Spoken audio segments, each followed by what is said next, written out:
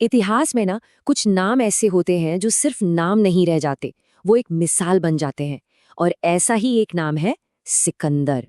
अच्छा, ये कहावत तो हम सब ने कभी ना कभी जरूर सुनी होगी, जो जीता वही सिकंदर। अब सोचिए, ये सिर्फ एक कहावत नहीं है। इसका मतलब है कि जीत का दूसरा नाम ही सिकंदर बन गया था। मतलब उनकी महानता का पैमाना ही कुछ अलग था। और ये है वो चेहरा, एक ऐसा चेहरा जिसे इतिहास एक महान विजेता के तौर पर पहचानता है, हजारों साल बाद भी। लेकिन सवाल ये है कि इस लेजेंड, इस मिथक के पीछे का असली इंसान कौन था। तो चलिए, आज की इस कहानी में हम इसी सवाल का जवाब ढूंढते हैं। मिथक से परे जाकर उस असली इंसान को जानने की कोशिश करते हैं जो सिकंदर था। तो सिकंदर की कहानी को समझने के लिए ना हमें एकदम शुरुआत में जाना होगा, क्योंकि उनकी शुरुआत ही बड़ी असाधारण थी। उन्हें देवताओं और दार्शनिकों दोनों ने मिलकर घड़ा था। तो देखिए, उनका जन्म हुआ 356 ईसा पूर्व पेला, मैसेडोनिया में। पिता थे किंग फिलिप द्वितीय, जो खुद एक जबरदस्त रणनीतिकार थे, और माँ थी राजकुमारी ओलंपियास, जिनकी अपनी एम्बिशंस थीं। बचपन से ही उनके दिमाग में ये बात डाली गई कि वो कोई आम इंसान नहीं, बल्कि वीर एक्िलीज और हरक्यूलीज के वंशज हैं। और तो और, जब वो 13 साल के हुए तो उन्हें पढ़ाने कौन आया? महान दार्शनिक अरस्तु। अरस्तु ने उन्हें सिर्फ युद्ध लड़ना नहीं सिखाया, बल्कि दुनिया को देखने का एक नजरिया दिया। मतलब जरा सोचिए, जन्म से ही कितना ज्यादा प्रेशर, कितनी उम्मीदें रही होंगी। और ये बात शुरू से ही साफ थी कि उनकी प्रतिभा सिर्फ तलवार चलाने तक सीमित नहीं थी। उनकी समझ बहुत गहरी थी। इसका सबसे बढ़िया किस्सा है उनके और उनके घोड़े ब्यूसेफेलस का। कहानी कुछ यूं है कि एक जंगली घोड़ा था ब्यूसेफेलस। बड़े बड़े योद्धा उसे काबू नहीं कर पा रहे थे। तब एक जवान सिकंदर ने एक चीज नोटिस की। घोड़ा असल में अपनी ही परछाई से डर रहा था। तो उन्होंने क्या किया? उन्होंने बस घोड़े का मुंह सूरज की तरफ कर दिया। परछाई गायब, डर गायब, और बस घोड़ा शांत हो गया। और वही घोड़ा भारत में अपनी मौत तक सिकंदर का सबसे वफादार साथी बना रहा। देखिए, यहाँ ताकत का इस्तेमाल नहीं हुआ, बुद्धि का हुआ।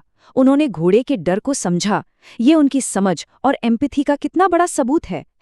तो अब आते हैं उनकी विजय, उनके संघर्षों और उनकी सीमाओं पर। हाँ, सीमाएं भी थीं।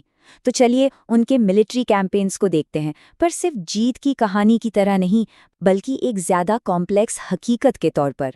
इसकी सबसे बड़ी मिसाल है गौगामिला की लड़ाई। देखिए, सिकंदर के पास थे सिर्फ 47,000 सैनिक और सामने फारसी सेना करीब करीब 1 लाख, मतलब आधी से भी कम सेना।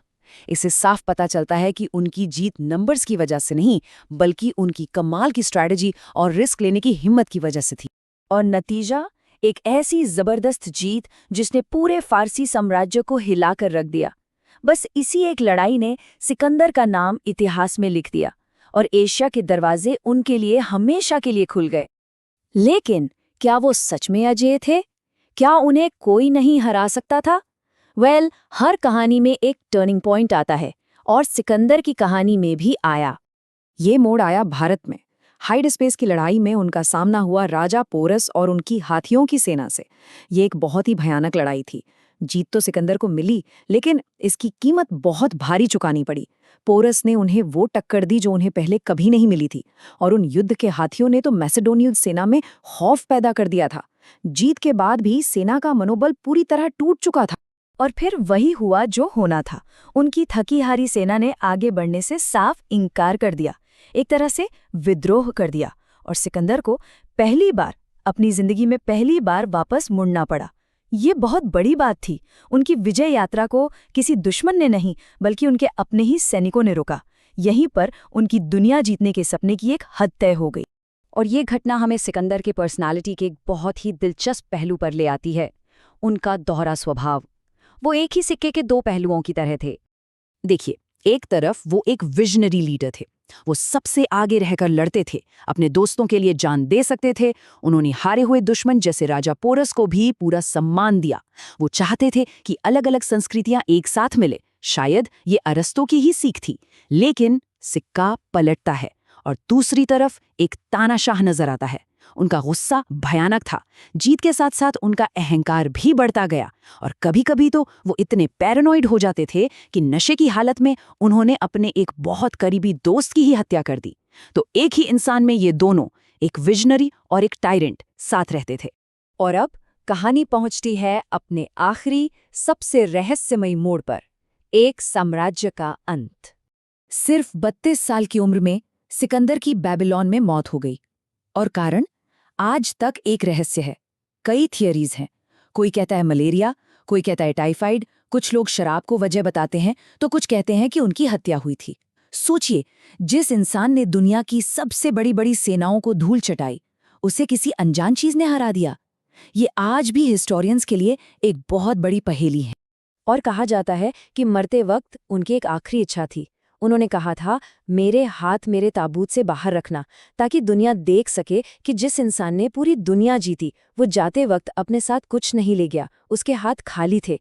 एक विजेता का इससे गहरा फिलोसॉफिकल स्टेटमेंट और क्या हो सकता है? तो सवाल ये उठता है कि अगर उनका साम्राज्य ही नहीं बचा, तो फिर उनकी असली विरासत क्या है? हम उन्हें सिकंदर महान क्यों कहते हैं? उनकी लेगेसी युद्ध के मैदानों से कहीं परे थी, क्योंकि सच तो ये है कि उनकी मौत के बाद उनका बनाया हुआ विशाल साम्राज्य लगभग तुरंत ही ताश के पत्तों की तरह बिखर गया। तो जाहिर है, उनकी असली विरासत ये साम्राज्य नहीं था। उनकी असली विरासत कुछ और थी, जो सदियों तक कायम रही। उनकी असली और सबसे लास्टिंग लेगेसी थी कल्चरल। इसे हेलेनिज्म कहते हैं, यानी यूनानी संस्कृति का पूरब तक फैलना। और इसका सबसे खूबसूरत उदाहरण है गांधार कला। जब यूनानी कला भारत पहुंची, तो एक बिल्कुल नई स्टाइल का जन्म हुआ। बुद्ध की मूर्तियों को देखिए, उन्हें यूनानी स्टाइल के कपड़ों में बनाया गया। उनके बाल यूनानी देवताओं जैसे बनाए गए। इससे पहले बुद्ध को इंसानी रूप में इतना नहीं दिखाया जाता था, लेकिन इस नई कला ने बुद्ध की एक नई, ज्यादा ह्यूमनाइज्ड छवि बनाई। ये दो महान संस्कृतियों का एक ऐसा संगम था, जो सिकंदर के बिना शायद कभी मुमकिन नहीं हो पाता। तो आखिर में ये सवाल हमारे लिए भी है, महान होने का असली मतलब क्या है? क्या ये ज़मीनें जीतना है, या फिर एक ऐसी विरासत बनाना है जो दो संस्कृतियों को जोड़ दे और कला को एक नया आकार दे दे? सिकंदर की कहानी हमें इसी सवाल पर सोचने के लिए छोड़ जाती है।